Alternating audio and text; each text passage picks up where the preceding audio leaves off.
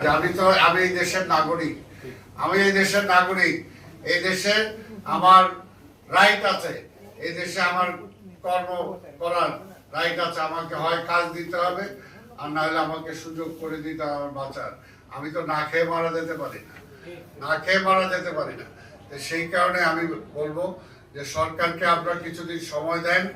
সময় দিলে অবশ্যই সরকার বিভিন্ন এইগুলো একটা সিস্টেমে আনবে। এত দিনের একটা জঞ্জাল, এটা কি 2-4-5 মাসে শেষ হবে? এটা বলেন না কেন, জোরে বলেন একটু। শেষ হবে না, কারণ বাস্তব আপনার অভাব আছে।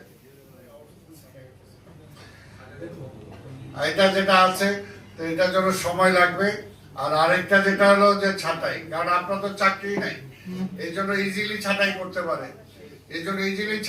পারে। তো আমি বলবো যে আমাদের শ্রমিক নেতারাও দাবি করবেন, এবং আমার সাথেও যখন কথা হবে প্রধানমন্ত্রী, অর্থমন্ত্রী, আমি তাদেরকেও বলার জন্য চেষ্টা করবো আজকে এদের জন্য